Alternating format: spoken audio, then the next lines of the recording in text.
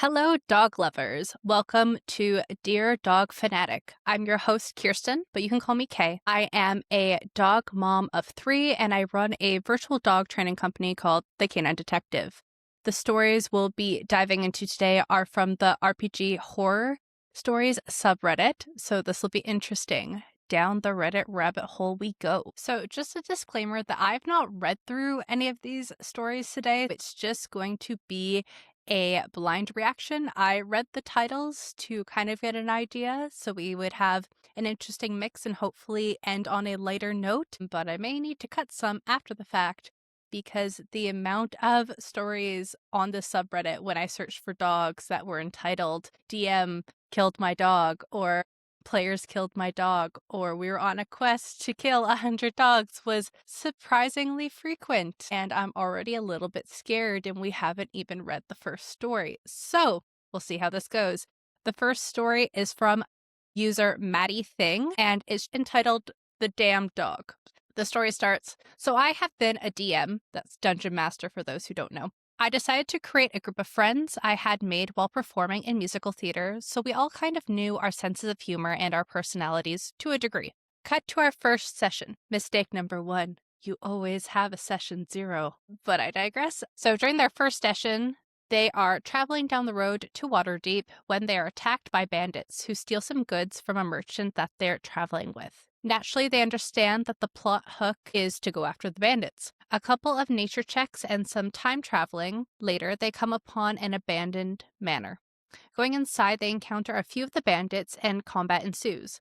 Now, here's the important bit. An enemy comes into the fray, and he has a mastiff on a leash who he sicks upon the adventurers. Okay, so for those who don't know, a mastiff is a kind of dog breed. They are a rather large dog, and I'll probably get into this in a completely separate video at some point. But a lot of TTRPGs, and granted, I have not sampled them all, but the ones I have come across, D&D in particular, as this is one of the biggest ones, the mechanics for dogs is interesting from a dog lover's perspective. Basically, a lot of times the mundane dogs, i.e. the dogs without special powers or the regular dogs, have mastiff stats and they're referred to as mastiffs, but this is just like a singular breed of dog that we have in real life. So it sounds like the enemy, the leader of the bandits, had a mastiff as kind of a guard dog, and they sicked the guard dog on the adventurers. Another good reason to have a session 0, because, you know, if I was a player playing in this game, I would not be thrilled at this, because one of my kind of lines is no death of dogs or, domestic animals. So to be put in opposition of one, I would not be very happy with that. And I would probably not be trying to combat the dog. That's just me personally. One of the characters, Levi, dispatches the Mastiff's master by impaling him on his halberd and smashing him through the floor. He proceeds to tell me he wants to tame the Mastiff. Okay, cool. This being about my second time DMing ever, I don't think too much of it and ask him how he planned to do this. And so Levi says, I take out some of my rations and I feed them to the dog. Awesome! From a dog training perspective, we're using positive reinforcement and classical conditioning, basically being like, hey, man, you want some treats? We can be friends. And then the DM says, make an animal handling check. Rolls a nat 20. Amazing. For those who don't know, nat 20 is like instant win, like the best possible outcome in a situation. So theoretically, if you rolled an animal handling check, like the player should be able to get this. So the DM says, all right, this dog excitedly eats from your hands and is now loyal to you. This player takes this dog under his wing and names him Winston. Oh, that's so cute. Looking at its stats, I think it's okay. He'll use it for a little while, but it won't last long. What do you mean it won't last long? I mean, like, unless you're running a meat grinder campaign, that doesn't sit well with me. That it's giving a little bit, especially the way that the DM was using the dog in the first place. This is kind of giving me the idea that the dog is like a tool, like a sword or, a dagger or an instrument with which to fight with. And I just get that impression because he used the Mastiff as an attack dog. And then the phrasing of, oh, well, the dog won't last long. We'll see. So the DM, who is the OP original poster, continues the story saying, I proceed to give the player The ability to use the dog essentially as another player with movement, action, and a bonus action, and moves on Levi's initiative. Just another thing that can cause a little damage. I notice, however, that this player begins to push the dog to the back of the room of the encounter to keep Winston out of harm's way. I mean, yeah, that's what I do with all my dogs. Okay, granted, I always chat with my GMs and I pick a lot of games that are very like RP heavy, roleplay heavy, and not necessarily combat heavy. I do enjoy the combat, but if there is combat in the games, I talk to the GMs and I'm like, feel free and kill off my character, but don't kill off my dog kind of thing. So yeah, and a lot of times my GMs are awesome and they let me play with dog characters because I'm not necessarily using them as a weapon, like as another stat block. I will tell Thistle, one of my characters' dog in one of the campaigns that I'm playing in, and I'll just be like, okay, Thistle, go hang out over there and I'll grab you after we're done with this. So that makes complete sense to me of why this player would want to put their dog in the back. But this GM doesn't like that. The GM says, I gave him the dog to use, not to keep in the corner. So I throw him a bone and give a necklace that increases the dog's health a little so the player feels more safe bringing Winston into combat. The player also has a proficiency with smithing tools and decides to make armor for Winston as well. That is so cute. If you want to go down a little rabbit hole, there is such thing as dog armor. Obviously, can be functional, but there's also a really cool company. If I can find it later, I'll try and link it in the show notes below. But they do basically make dog harness outfits that look like armor. It's made out of leather. Very cool, very clearly some like LARPing nerdy folk that like to dress up their dog. So basically the player makes some armor for the dog that gives him some stat bumps, basically meaning that it's harder to hurt the dog because of the armor. So the player's strategy is to now whittle down the monsters to a point he thinks he can send Winston in and get the final kill. This strategy has worked more than I care to admit.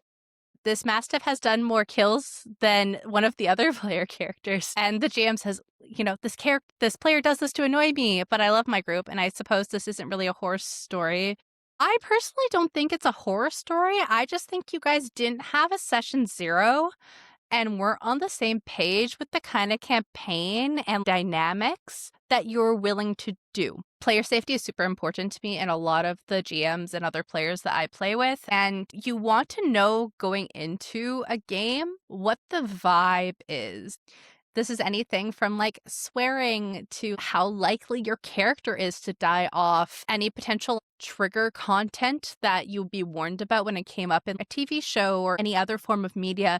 A GM would disclose that before you started the campaign, just so you know what you're signing up for. And yeah, just this whole deal just makes me think this player really wanted a dog for RP purposes, and it was just a bonus to have the dog for combat. And then maybe this GM wants a more combat heavy and crunchy kind of campaign, which there's nothing wrong with either of those things. I just don't think that they're on the same page. But this does get to the crux of the issue that I have sometimes with dogs in TTRPGs, because even in real life, people view dogs differently. You talk to different people, they have different viewpoints on what a dog, like what your relationship with a dog should be, what rights dogs have, how they should be treated, etc., etc. So there's already such a spectrum in real life. And then you gamify it, right? So you make it into this game fantasy setting where a lot of times people will do things that they wouldn't do in real life. So I don't know what the GM's perspective is on dogs in real life, but in the game, very clear that they think the dog is, more so disposable and a nuisance, versus the player is probably having a grand old time playing with this dog. For those that like Critical Role, think about like Trinket the bear in Vox Machina.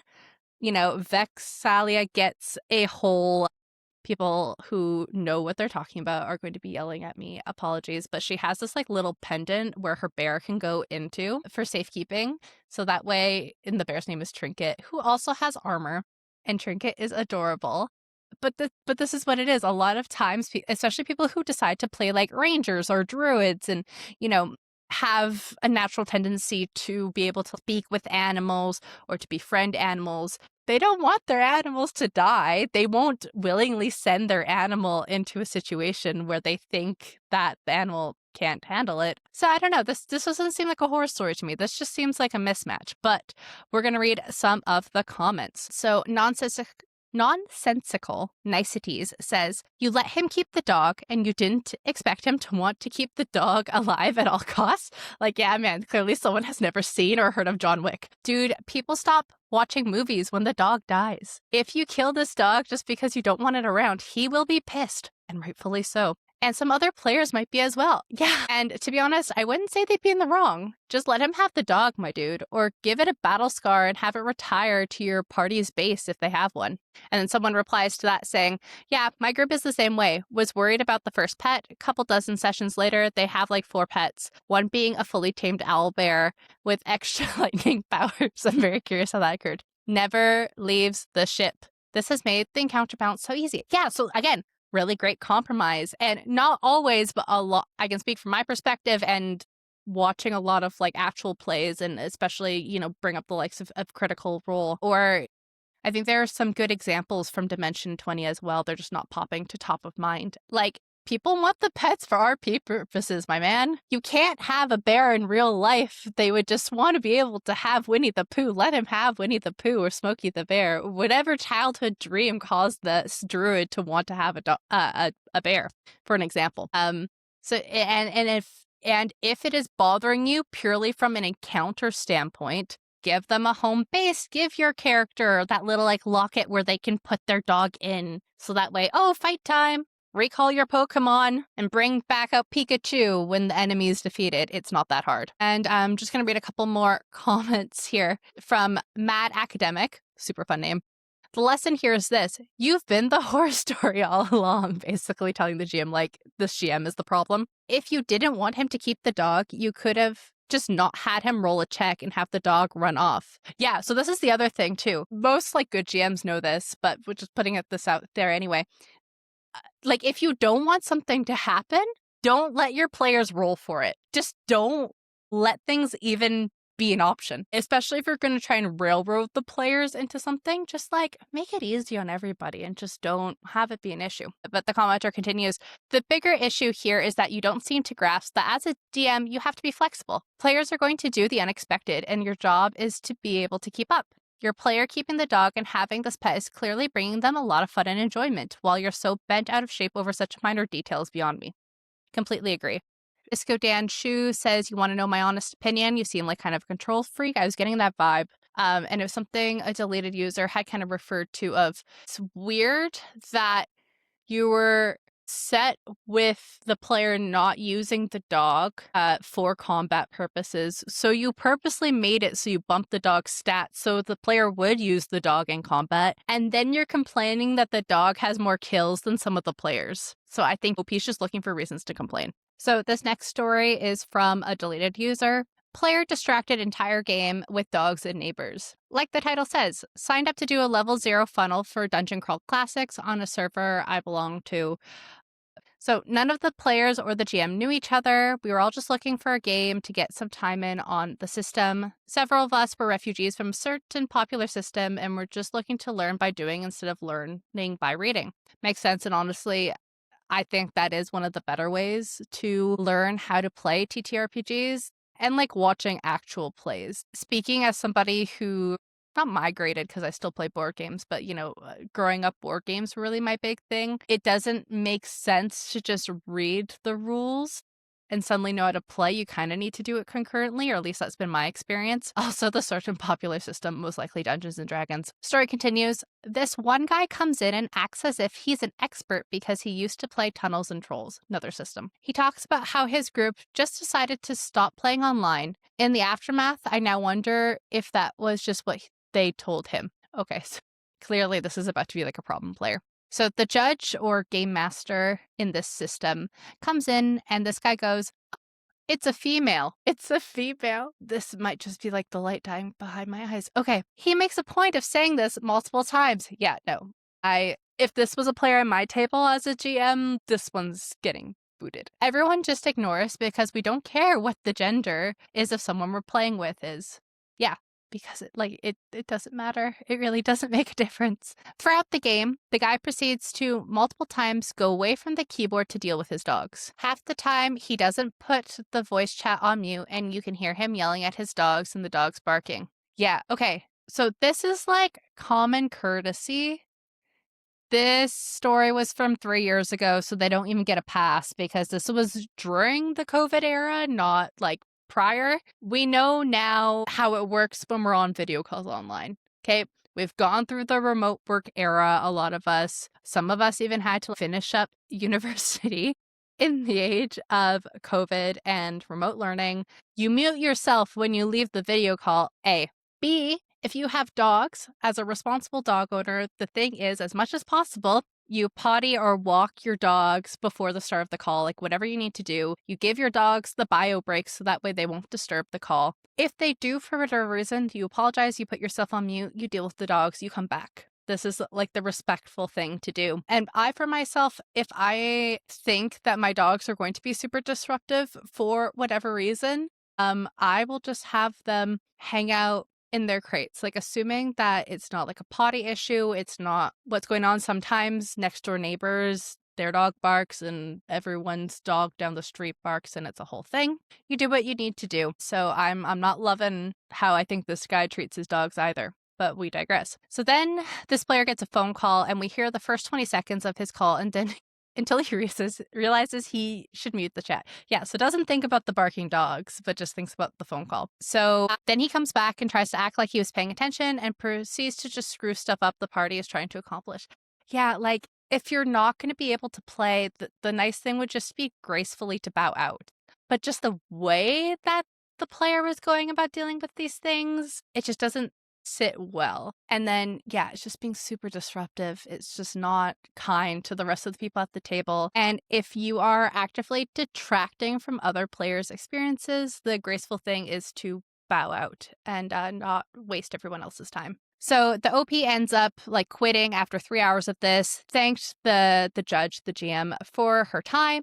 Needless to say, this has now made me hesitant to play with random people on Discord that I don't know. Just want to know, should I have been more tolerant of this guy? Was I the jerk for being irritated by this behavior? Should I have said something? No, I don't think that you were all jerk about being irritated by this. I think it's kind of akin to like you're watching a movie and somebody's playing on their phone and like listening to audio recordings or texting or taking a phone call or whatever. It's like it's actively ruining the experience because it's taking you out of immersion. So you're not at all the jerk for being irritated. I would have, and I don't know if the player did this or not, but I would have, as a player, sent a message to the GM just being like, I really appreciate you and your time. This wasn't at all a reflection on you as a GM, but purely just the actions of this player was making it where I just was not enjoying myself. Just because, like, especially, I'm assuming you guys are playing online with strangers and for free. I would just make sure that the GM knew that it wasn't her fault. Especially after this other player had made these comments about the GM being female. Not to say at all the OP was a problem player. I just wonder what the player dynamics of everybody was and how like that female GM would have been feeling. But now let's read some comments. So different pattern 273 says he should have been kicked from the game for not being available and ready to play without causing distractions. Yeah, completely agree. I should know how to pronounce this, guys. Wyvern. I'm gonna get potentially roasted if anyone actually watches this, but it's that kind of dragon. It's UYVRN. And they say, I probably would have done the same. The trick with playing with random people is not to be afraid to leave if it becomes too annoying or uncomfortable. Also, I don't know how universal it is as a red flag, but personally, when I hear some guy using female, unironically, I tend to run the heck back the other way. They end up being trouble more often than not. Yeah, absolutely. There's a saying in the D&D community, I forget who coined it, but I've definitely heard RPG Familiar use this term on their channel, and it is like, no D&D is better than bad D&D, and one of my GMs, Nikki the Goblin GM, says this as well, and it is so true. It's also, guys, it's your free time, it's your hobby. And time is so scarce of a resource. Like, if you're not having fun, you can just nope out of there. Yeah, and last one, Rage Elf 01 says the horror story is the player pointing out that it is a female running the game. Life gets in the way, especially when playing online, but you have to have enough awareness to mute yourself. Yeah, exactly. So the issue, and again, if I didn't explain this properly, my issue, and it sounds like this is user's issue as well, is that not necessarily that like the dogs were barking or that the player had to take that phone call, but you need to mute yourself, man. We have people, I played with people who like, GMs ask players to mute when you're like your clicky clackies on the keyboard is too loud, especially those of us with headphones, so like right in our ears. So yeah, definitely that should have been muted. There's nothing wrong with having to take care of your dogs or even taking the phone call, depending on who it is and what time it is. Just hit the button so you don't disrupt the game, and then ping someone when you're asking for a quick update. And then I'm gonna also highlight the comment that was under replying to that one, which was Rich Document 951. I'm a DM and I have a dog. When a moment of roleplay hits, I'll mute and take the dog out really quick, though I can hear on my headset if something comes up. And our Discord channel is half women. If anyone thought much of it, they'd keep an eye on lest they strike out too many times. Yeah, exactly. You do what you need to. But let's move on to the next story. Okay, so potential trigger warning for this next story about possible dog death in game. You'll see what I mean by the title. So this is from user Sweet Prince 686, and it is Pacifist, it's in quotation marks, character killed my character's dog. I was in a Deadlands game, which is a steampunk Western setting, which uses cards and poker chips to play. Ooh, that sounds really fun. I should try that one. I'm on a mission to try a bunch of different, and especially like indie TTRPGs this year. So this OP is saying that they were playing as a mad scientist type. So she was great at making bombs and useful gadgets and had her own steam-powered moving caravan / workshop. But she wasn't great in a fight. So to kind of balance that, I spent character points to have a pet. Sorry. The joke was when she saw dog meat as a cute little puppy. But it was in fact a big wolf who was very bonded to her, but still pretty feral. I'm laughing at dog meat because for those of you who are familiar with Fallout, which is a video game, multiple video games, and is now a TV show on Amazon Prime. Have not played the games, but am really enjoying season 2 right now of the show. And why I got on this tangent, apologies, it's the ADHD.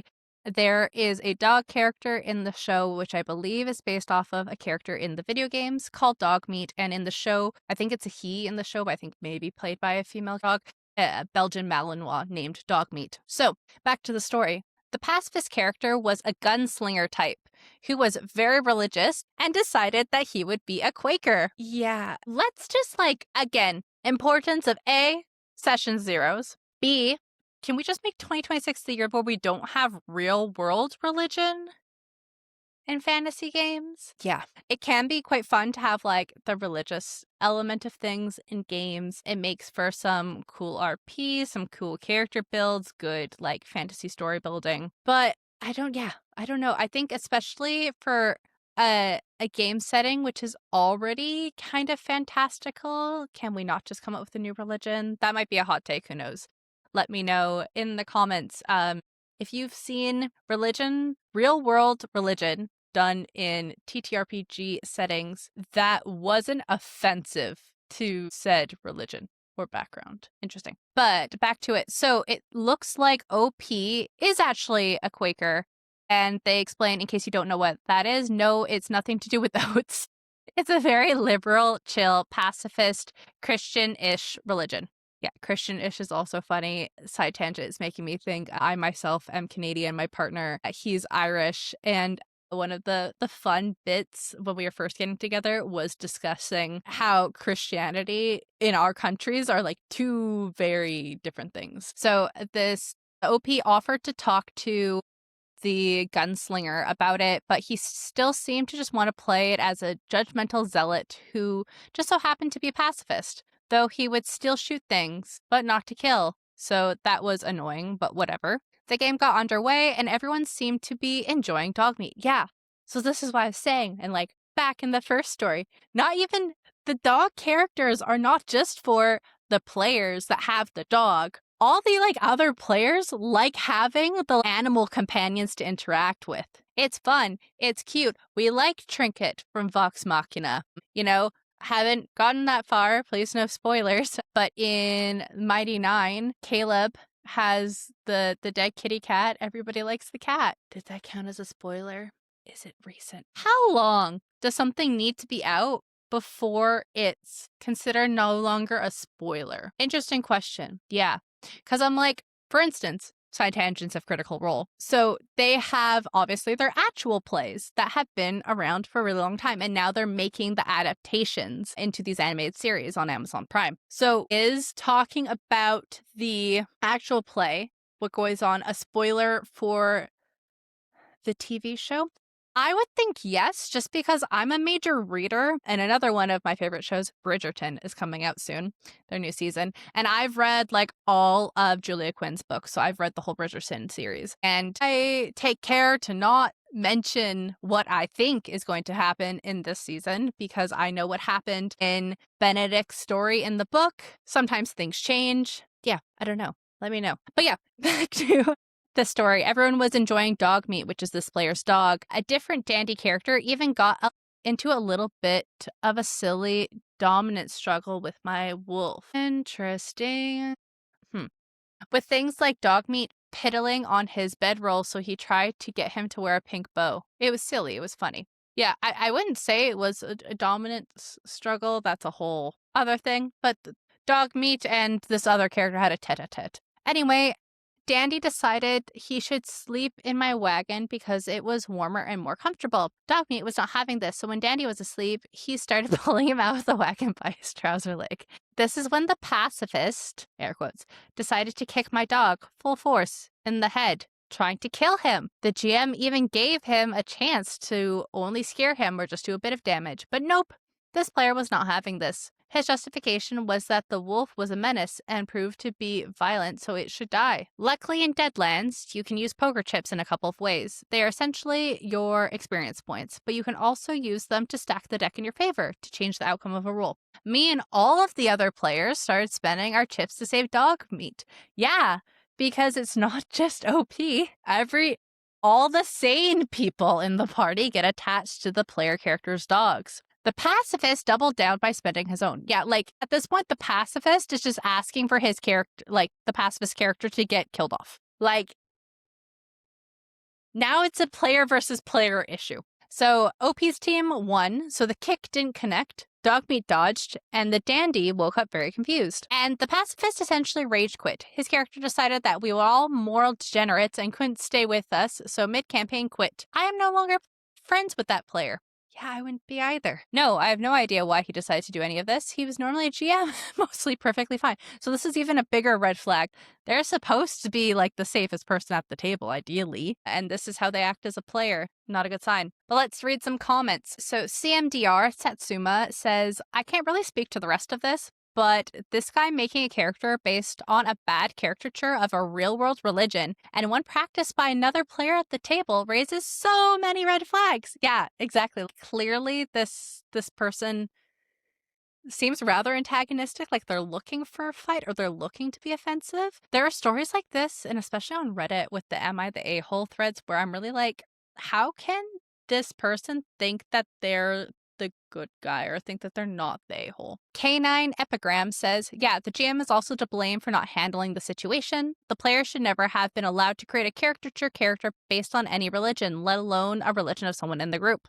Big agree. Then when the abuse started happening, the game should have been stopped for a little chat. This sounds like it happened before Session 0 was a thing. And 85 says, yep, no player versus player is pretty much rule number 1 on my list. If the players want to engage in fun, player versus player-esque shenanigans, then I let them decide success failures. Example, if they're being lied to, I allowed them to decide if their character is convinced or sees through the lie, or they can choose to let the dice decide what they want.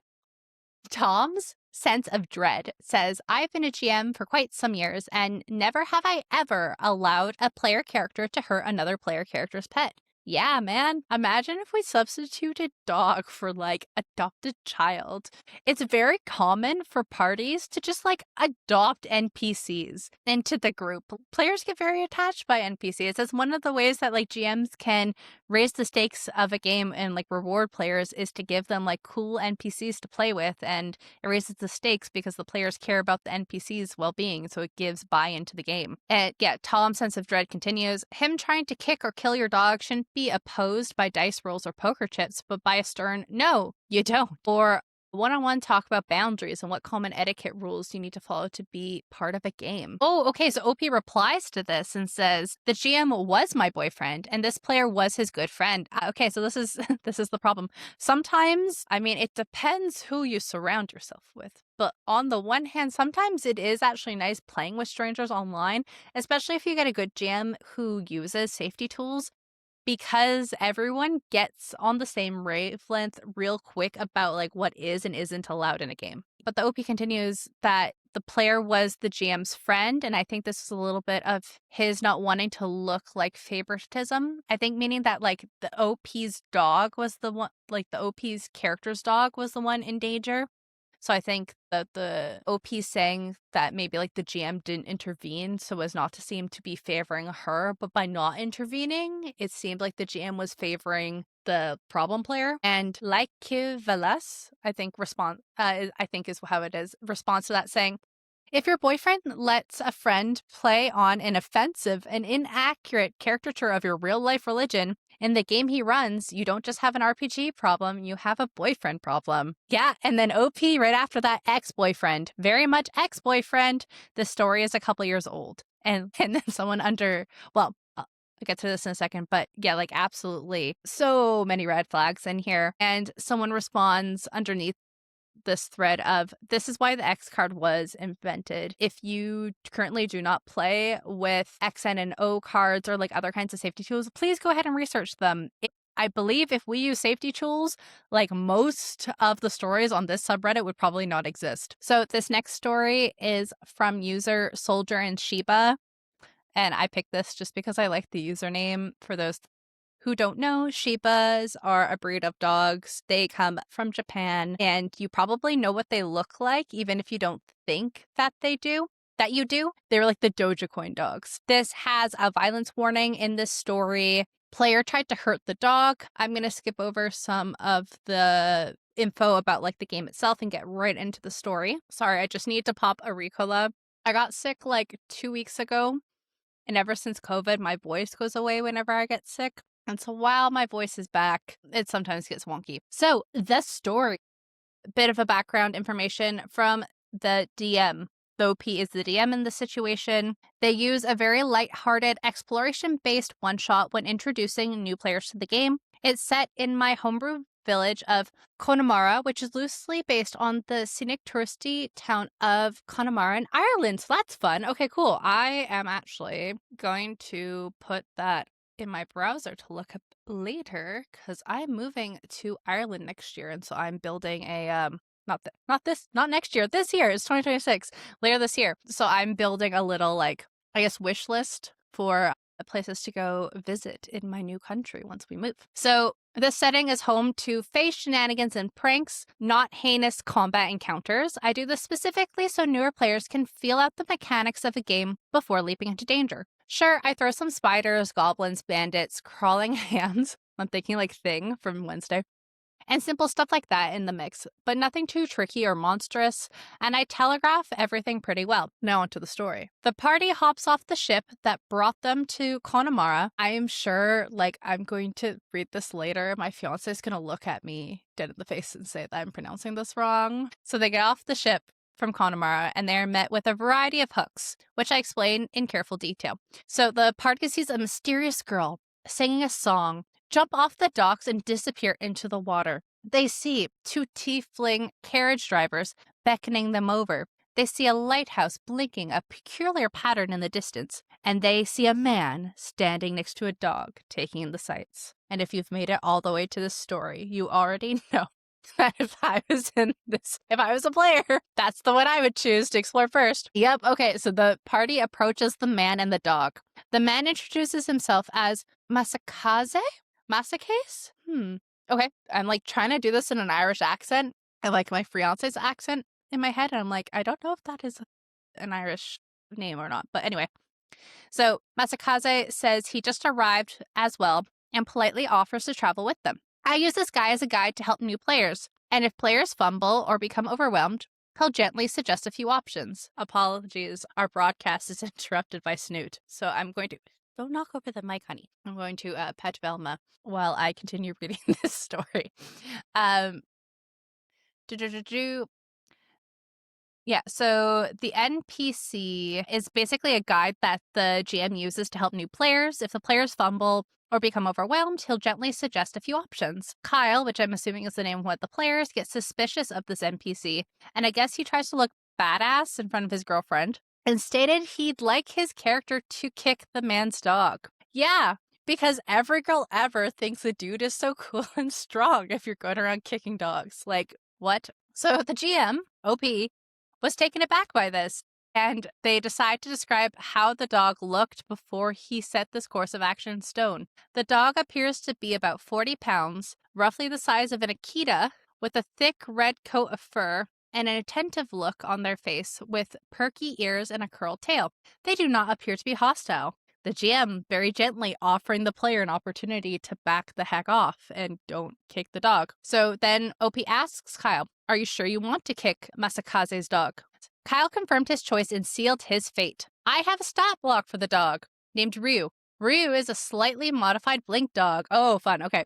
So for those who don't know, and call back to earlier in the video when I was talking about mundane dogs, blink dogs are a different kind of dog. Wizards of the Coast are never going to sponsor me, so it's all cheap. So one of my bugbears, one of the things that bugs me about D&D as a system, from a dog perspective, is how the mechanics of like the mundane dog and the blink dogs are used. So blink dogs are differentiated from mundane dogs because they're supposed to have a higher intelligence and be sentient beings and not able to be like coerced into doing things. It's more like a regular kind of NPC where you have a relationship with them and you try to convince them to do something rather than coerce, or you tame this dog one time and it will do everything for you forever. Blink dogs are from the Fey realm, which is also super cool because this setting is largely inspired, if I scroll up to the top, by like Feywild, non-lethal Fey planks in Ireland, which is the home of many a fairy stories. So I'm just like nerding out. This is very, very cool.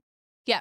So the other fun thing about the blink dog is that they have a better stat block, meaning they're harder to kill, harder to fight than a regular mundane dog. Ryu, the name of the blink dog, is slightly modified, so his attacks have a better chance to hit, and he has the alert feat, so he can't be surprised. And the OP has in brackets, why does Ryu have alert? So when the party sleeps during the night, they can't get 100% ambush because Ryu will help them out if they bring him along. Yeah, so this GM has done a fantastic job setting up this one shot for players new to the system. They built in a guide to help them know what to do. They built in a different NPC, this dog, who A, is super cute. Party gets to have a dog. Who doesn't want to have a dog in the party? And the dog is actually helping the new players. Okay, so OP tells Kyle to roll improvised weapon to hit Ryu. Kyle asks if he can rolls with advantage, and I explain that normally, yes, however, Ryu has alert. Kyle makes a comment about how that's bullshit. Kyle makes a comment about how that's bullshit and whiffs his attack. I introduce Kyle to another slight modification for Ryu, riposte. So when you fail to hit Ryu, he uses his reaction to attack. Hit, max damage, roll of 7 piercing damage, but oof. So it's oof, but not too awful. Story continues. The OP announces, all right, everyone who wants to fight or intervene, roll initiative. What followed was kind of what I expected to happen. Ryu gets top of the initiative, and I have him take the dodge action, clearly showing you don't have to do this. Then the other characters try to de-escalate problem player. No one else wanted to fight the dog. And so OP believes that Kyle probably learned his lesson and now realizes no one wants to hurt the dog. I don't have Masakaze attack. He just states Ryu has very keen senses. Make sure to ask before you try to pet him. Which is, of course, not what a normal person would do if you tried to kick their dog. Yeah, absolutely. But the GM's not trying to kill someone on their first interaction on D&D. And so and maybe help them learn a valuable lesson that you can't be a dark urge character in a normal game. Okay, so maybe, yeah, these people are migrants from Baldur's Gate 3, which is where the dark urge reference comes from, most likely. Okay, so problem player comes up. His turn is up again in initiative order, and he states that he wants to draw his weapon and attack Ryu. Since Ryu dodged Kyle, Kyle has disadvantage and fails again. Ryu has his reaction back since it's a new round of combat, and it takes a bite out of Kyle. I don't hide the turn tracker, so obviously Kyle can see Ryu is at the top of initiative, and thus will get their turn. I decide to allow Kyle a moment to collect himself and explain clearly. This isn't really a required fight. You can see these two don't want to fight you. I'll allow you to stow your weapon before Rio's turn. Kyle responds, nah, fuck that. That dog bit me. I'm killing it. It bit you because you went to kick him in the first place. Bold words from a man with multiple puncture wounds, says OP. So the dog's turn's up next. Crits to hit, and I ask, does anyone want to cast Silvery Barbs to force a reroll? As Carrie was playing a wizard with the spell prepared. Carrie shook her head no, so the bite went through and downed Kyle. I asked if anyone wanted to help or medicine to heal Kyle, and to a unanimous no. And they proceeded to watch Kyle roll death saves. Kyle rolls 2 successes, then a failure, then a 1. Not 1. No bueno. That was the end of Kyle. He left Roll20, ranted on Discord, and eventually left my server, trying to drag Carrie with him. But she stayed for a bit to try to learn how to play properly. She eventually left, probably forced by Kyle, and I felt bad because people who were interested in playing D&D had a bad time because of this jerk. Maybe I should have handled it differently, but at least they have a fun story if they ever try to play again. I hope Carrie finds her way to women play D&D Discord, or there's just so many cool Discords out there with like female GMs. Don't get me wrong, there are a lot of like great male GMs out there, but after like this experience, I would tell the girlfriend to join like a female only Discord so that way she's just not stuck with Kyle in her games. Okay, and so some top comments.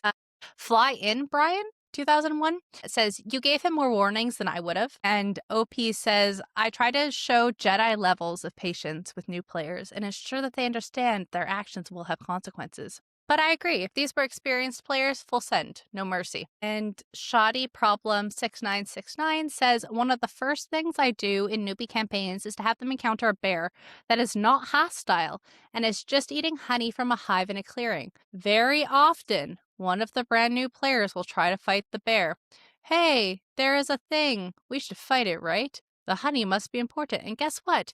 They get demolished because it's a bear. And they are some rando at level 1. I'm not a jerk, but I do use it to teach people that their characters have limits and not every encounter needs to turn to a fight. It also helps condition them to realize that the way I run the game, they have a real choice not to engage with situations that I present to them. Those choices have weight. Also, sometimes a bear is just a bear. Yeah, and somebody from like Canada, Pacific Northwest, it is funny in like not a fun way. Interesting to me, the amount of people that are like, yeah, wildlife, let's go like kill the wolves, let's go kill the bears. They're just minding their own business, man. Leave the owl bears alone. If they're in the wild, they're not bothering you. Just like leave them be. And yeah, right. And that is realism, because in real life, I'm sorry, I don't care how much leveled up you are. And this is the fantastical elements of characters, right? But like human versus bear, the bear is going to win. This one's fun. Bamf, like BMF 1701 says, maybe you should name the dog Karma. It sucks that things fell apart because of Kyle, but if this one encounter is any indication, a game with him would have been miserable. The truly bad part are the players who had their game ruined by this neckbeard, especially in their first game. And the OP says, I know, right? I made sure to tell everyone that this wasn't normal. And that is absolutely right. It is not normal. Last comment, just because it made me laugh. Budget Free says, if the party does not try to save the jerk, it's his fault, not yours. Don't worry about it. You had the calmest response to somebody kicking the dog. Yeah, I'm sorry. If I was the GM and you kicked a dog in my game, I don't advocate for this necessarily, but in general, but like a rock slide would befall you. Sorry, not sorry. Okay, so this will be our last story for today. I'm hoping that we're going to end on a positive or funny note, or at least no dog killing attempts, but we'll see. So this story is from user the giant rat, and it is titled Mr. Sprinkles, the dog who would become God. So I've recently had a bit of a problem in a homebrew campaign I'm running. Any advice on how to handle it would be appreciated. So I recently started running a campaign for a few of my friends. I took a lot of inspiration from the game Divinity Original Sin 2 for the main plot of the story. Basically, the world is falling apart because centuries ago the people slew the god of the world because they didn't like the way they were running things. Now, without anyone at the metaphorical divine helm to control the cosmic strings, chaos is overtaking the land. It was recently discovered that a mortal can actually become a divine being themselves through the power of belief. Basically, they just kind of need to gather enough supporters or followers, which will gradually raise them to the status of godhood until they can truly get popular enough to ascend and take the mantle as the god of the world. Interesting. I feel like that concept, I've heard it before. Obviously, it's probably in Divinity, but I'm just thinking it's like gods are ideas and concepts. Is this in Percy Jackson somehow? I don't know. I'm blanking, but Fantasy High, is this the premise of how gods worked? I know that if they didn't have enough believers, they kind of disappear, and that was the same in Percy Jackson as well. I wonder if it works the other way. I don't remember. Yeah, so this kind of triggered a sort of gold rush mentality in the world as people clamored in this race to gather followers, find the right person to raise to godhood. Anyone could become a god if they had enough followers, after all. This is where the problem kind of comes into play. The players had just made it to their first major city in the campaign. Up until this part, the most they had seen in ways of civilization and the race for divinity was small farming towns with people who knew about the world's new obsession, or were too concerned with their own busy lives, beliefs, that they wouldn't have an impact on it to take part. Here, however, there are people from all walks of life, people who are holding out hope that someday they could be divine, or at least raise someone of their choosing up to the position. Brandon Sanderson, maybe? Is this the premise of how, like, gods work in one of his books? I think it might be. But yeah, it's also giving kind of like, you go to the Hobbits and it's like in the countryside, man, you can go ahead and be gods. We're busy over here doing our thing. It's just kind of the vibes I'm getting from the farmer portion. That's funny. So the OP continues. I wanted to illustrate that this plot point was important and touched the lives of everybody in these bigger cities. So I had the players notice some things as they roamed the streets.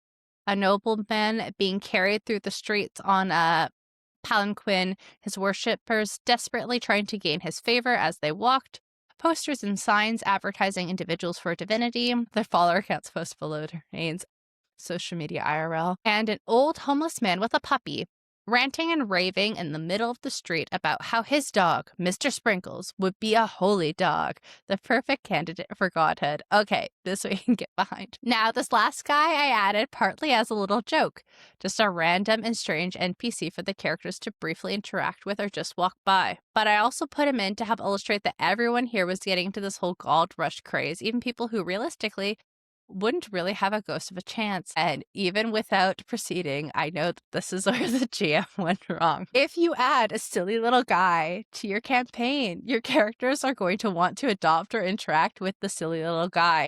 And once you even gave the option for a dog to achieve godhood in your world, it's just gonna happen. I'm so sorry. It's just too funny and interesting of a concept in an already like ludicrous, fantastical concept of like the god rush, obviously being a play on the gold rush. Yeah, 100% the players are going to make the dog a god. I don't even need to read the rest of the story to know that. But anyways, OP continues. As the players talked to him, they began to get really invested in him and his dog. Yeah. They started to talk amongst themselves about gathering followers for the dog and making sure he ascended and became a god.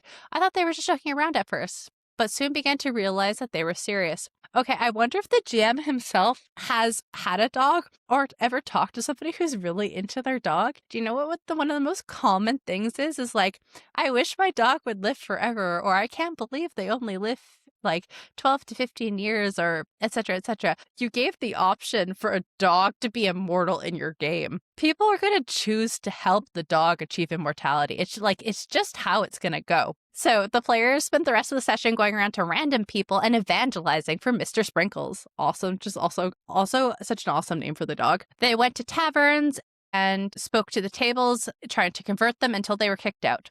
They pooled their money to pay for advertisements like the ones they had seen around town. They started gushing about how cool it would be if they could start building a church for Mr. Sprinkles. For a dog. For an effing dog. Needless to say, I was a little thrown off. I'm not an incredibly experienced DM, so I just kind of let them try it out. Each of their plans, though they didn't have much success with any of them. Obviously, no one was really willing to just drop everything and worship some old homeless person's puppy, no matter how cute he is. Yeah, and that line tells us if you're not an experienced DM, maybe you've never put a dog in your campaign before. Like, to me, this is like the obvious result to the situation that was presented here. And for sure, 1,000%, if I was playing in this campaign and I encountered Mr. Sprinkles, the god-to-be, that would be my mission. Like, screw the rest of the campaign. The campaign is now about helping Mr. Sprinkles achieve immortality. We ended the session with them getting some rest at an inn, and as everyone left, I could tell that the players were genuinely invested in making this dog the divine ruler of the world. Yeah, the goodest boy. Has a dog ever messed up our systems or, committed these crimes, etc., etc.? While some dog behavior can be like less than ideal, obviously like dog bites and attacks and things like this do happen. The dogs do not have a morality compass that they, abide by, unlike humans who have a proven track record of things like not being great. If we've tried humans being in charge, maybe we'd be better off with the dog. Who knows? The DM says that they were worried because this was definitely not the direction that they were planning for this campaign. I did say at the start that I wasn't going to run a super gritty and dark campaign, but I didn't want it to be a joke campaign either. I don't know if it's a joke. Yeah, I get it. Like, the concept of a dog being a god, a divine being, is silly, obviously. Is it any more silly than a human ascending to immortality and somehow being above all of the other humans and deserving to be their ruler? Not sure. Yeah. I did let the players know that they were free to participate in the God Rush themselves if they wanted by supporting someone in the world in their bid for godhood or even attempting to become gods themselves. Given their characters' backstories, I figured they would go for the second one. And it might even lead to some tense party collaboration when they realize only one of them could truly become a god. They all seemed like fairly serious characters with fairly edgy backstories that would lead to them wanting to become divine, so I had planned for that. And the interparty drama should they begin to fight one another for divinity. Never did I expect them to drop all of that to worship some old man's dog. Yeah, so this is the other thing too. And some GMs have different tolerance levels for player versus player conflict. But generally, TTRPGs, like, they're role-playing games, and they need to have a certain level of collaboration. And it is much more fun to play at a table where you're all working towards the same goals instead of fighting amongst each other. Especially experienced players can be excellent role players and are able to better separate the emotions of player versus character, but that bleed can be quite strong and frequent when you're new. By bleed, I mean you can sometimes take on the emotions of your character. And this is one of the reasons why, again, a lot of safety tools like debriefing and things of that nature can really help with separating that. And why I bring that up is it is much easier to be excited for your gaming session and to continue to show up week after week when both the players and the characters are working towards the same goal. Even if they don't have the exact same goal, having them like in direct opposition for a long-term campaign could be quite difficult if they don't have the experience and skill set to be able to kind of separate that point of view between player and character. And it depends on the kind of campaign it is as well. There are some amazing and fun like social deduction games and what have you, where players are kind of pitted against each other in certain instances. But again, a lot of people who play role-playing games are more down for the collaboration. It's more fun to tell the story together. So this all to say, you gave them an out. If their options were, hey, have conflict and fight amongst yourselves to decide who becomes God, or work together to ensure that a dog achieves godhood, I feel like most people are going to pick the second option. I just want to give a few examples of how this event was affecting the world, not this. I don't want to crush their dreams because they're definitely invested in this dog at this point, but I also kind of want to get things back on a more serious track. If I planned for this to be a joke campaign, I probably would be okay with this, but for the world and story I was hoping to tell, this is just kind of ridiculous. Do you think that there's any way I can salvage this? I've tried giving them hints both in and out of game that I don't really want to run this sort of thing and that it probably wouldn't work out. I'm pretty sure the players are aware of how I feel. They just don't really care. I even said at one point, hey guys, don't you want to go see the king? The original plan to coming to the city was to visit the king, the most popular divine candidate there. They just laughed outside and said, nah, we're doing this now. You can't stop us. And all hail Mr. Sprinkles. I'm pretty sure they're just taunting me at this point and want to make this a joke campaign now, even though we agreed beforehand that we weren't going to do that. Any tips on how to handle this besides murdering Mr. Sprinkles? And I am I see that there's an edit, but we will tackle some of the comments and go back to see that afterwards. So first we have, how to pronounce this username? Fuzzy Philacolio says, yes, murdering Mr. Sprinkles is a bad idea, but there are other things you can do. What happens if a wealthy businessman offers to buy Mr. Sprinkles? The homeless person might say yes, but what will the players do? Obviously, the business person either wants to be God or is supporting someone who does. Or other people think that this is a good idea and start their own animal cults. Within a week, the dog has competition from cats, birds, horses, and other dogs. This will likely draw the ire of people competing to become God. So now the group has made more powerful enemies while causing social chaos. And there might even be an assassination attempt. Probably a very low-paid goon who the party could easily deal with, but Mr. Sprinkles does represent a threat to those who want to be God, though just a small one at the moment. Make it clear that the dog's life is in danger if they keep behaving as they have. Then things you can do to advance the plot while the player characters are doing this. Maybe the unraveling of reality is causing problems in the city. Maybe some mage seeks them out and offers them payment for a dangerous quest. Or rumors start spreading about an old mystic who claims that the old god isn't actually dead. Or someone claims that they have evidence that those trying to ascend to godhood are being corrupted by some dark, mysterious power. Make it clear that if they do seriously want the dog to become god, they're going to have to do far more than just, I'm assuming, trying to convert random people. They are going to need money and powerful friends, so they should start looking to acquire those. Yeah, and I think that is a better direction. This all comes down to whether or not you are trying to railroad your players or have a more sandboxy type campaign. Yeah. I'm assuming from the discussion that they did have a session 0, so they did set the tone prior to doing this. Again, common theme within these stories. If you introduce a dog character into the campaign, and a lot of times any kind of fuzzy little guy, fuzzy creature, animal companion, the players are going to become attached to said dog. So if you don't want that to happen, maybe just don't include the cool animals in your campaign. This is also a fun comment here by Nura and Annika. They suggest going to read Small Gods by Terry Pratchett. It is very, very good and also surprisingly relevant to your situation.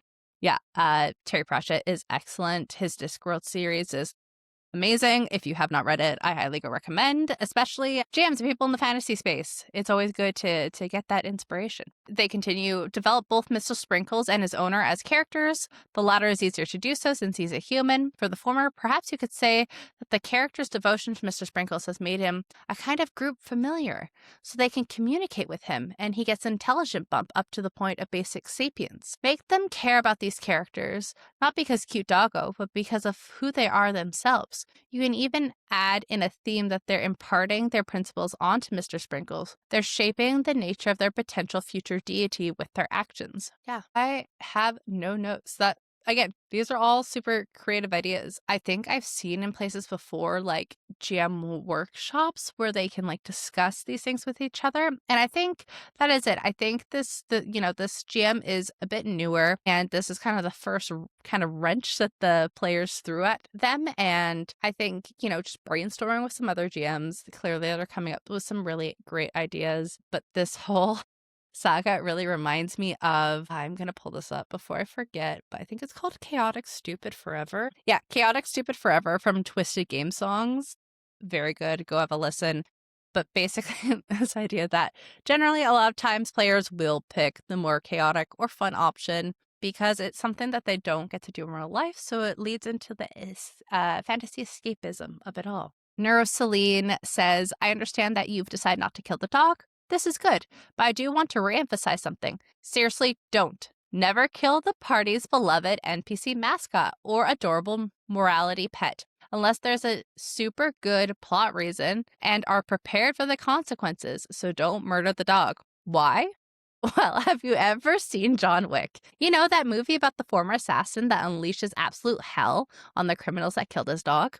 That guy almost killed 3 people with a pencil and left enough bodies in his wake to qualify as a one-man army. If you kill that dog, you won't have a John Wick to deal with. You'll have a whole group of them. Some with magic, some with steel, and all of them deadly beyond compare. All of their quarrels will become meaningless. Their bickering will stop because all of them will become focused on one thing and one thing only: revenge. And they will burn down your whole dang world to get it. Yeah, absolutely.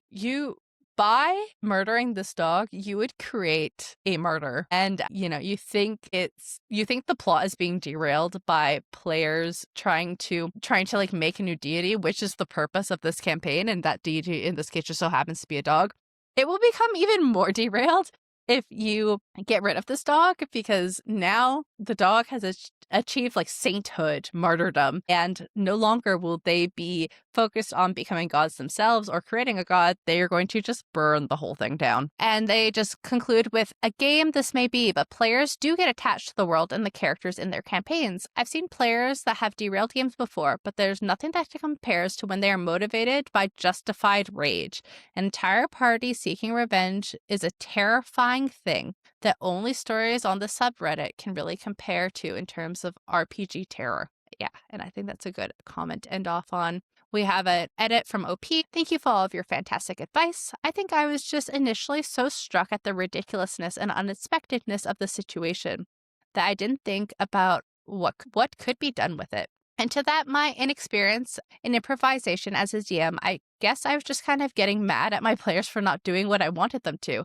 That's probably the real horror to the story. Yes, okay, we love growth. This is awesome. Because, yeah, and it really does come down, and you'll see this a lot in the TTRPG space. Is it the GM's story? Or is it the group's story? If you want to control the whole narrative of the campaign and are limiting player agency in order to achieve what you're wanting to, you may be better off telling your story in a novel format instead of in a collaborative storytelling setting. OP concludes with, I'm going to start working on adapting this to the unexpected change. Maybe it can lead to something great after all. Thanks again for your help, everyone. I think I'm going to have some very happy players and one holy pup in the future. Oh my gosh. Yeah, I would love to hear about the holy pup. That sounds amazing. Yeah, and like I said, I think we just learn and we grow as we continue to play. And I'm very glad we decided against murdering the dog in the last story of today's video. Thank you all for watching this episode of Dear Dog Fanatic. I hope that you enjoyed the stories that we read together today. If you want to submit a listener write-in to be featured on the show, the link is in the show notes. As well, you're always welcome to send other fun Reddit stories my way. Give your dog some scritches from me, and I'll see you next time. Bye.